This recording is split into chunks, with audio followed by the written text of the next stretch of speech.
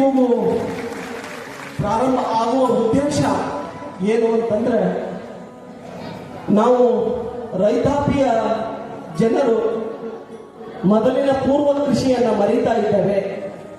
ಆ ಕೃಷಿಯ ಮರೆಯೋದರೊಂದಿಗೆ ನಾವು ಬಹಳಷ್ಟು ಹಾನಿಗೊಳಗಾಗ್ತಾ ಇದ್ದೇವೆ.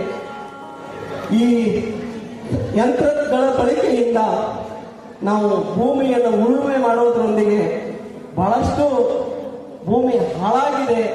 ಮತ್ತೆ ಆ ಭೂಮಿಯನ್ನ ಪುನರುದ್ಧಾರ ಮಾಡಬೇಕು ಅನ್ನುವಂತ ಒಂದು ಸಂಕಲ್ಪವನ್ನ ಯಾರು ಕೊಟ್ಟರು ಅಂದ್ರ ಪೂಜ್ಯ ಸಿದ್ದೇಶ್ವರ ಸ್ವಾಮಿಗಳ ತಮ್ಮನವರಾಗಿರುವಂತ ಸೋಮಲಿಂಗಾರ್ಜುನವರು ಈ ಸಂಕಲ್ಪವನ್ನು ಮಾಡಿದರು. ಪ್ರಪ್ರಥಮ ಬಾರಿಗೆ ಸೋಮಲಿಂಗಾರ್ಜುನವರು ಇದು ಈಗ ಆಗಲೇಬೇಕು, ಇದು ಆದ್ರೆ ಮಾತ್ರ ರೈತರು ಎಚ್ಚರಾಗ್ತಾ ಇದ್ದಾರೆ. ನಂದಿ ಸೇನೆ ಮತಕ್ರಾಂತಿ, ನಂದಿ ಗ್ಯಾಸ್, ನಂದಿ ವಿದ್ಯುತ್, ನಂದಿ ಆಹಾರ, ನಂದಿ ಗೊಬ್ಬರಗಳು, ನಂದಿ ಆರೋಗ್ಯ ವರ್ಧಕಗಳನ್ನು ಬಳಸಿದರೆ ಮಾತ್ರ ಇನ್ನು ಮುಂದೆ ನಮಗೆಲ್ಲ ಒಳ್ಳೆಯ ಭವಿಷ್ಯವಿದೆ. ನಂದಿ ಶಕ್ತಿಯಿಂದ ಸ್ವಾವಲಂಬಿ ಹಾಗೂ ಆರೋಗ್ಯವಂತ ರಾಷ್ಟ್ರ ನಿರ್ಮಿಸಲು ಬಯಸುವ ರಾಜಕೀಯ ನಾಯಕರಿಗೆ ಪಕ್ಷಾತೀತವಾಗಿ ಮತ ನೀಡುವ ಸಂಕಲ್ಪ ಮಾಡಿ ನಂದಿ ಸೈನಿಕರಾಗೋಣ ಬನ್ನಿ.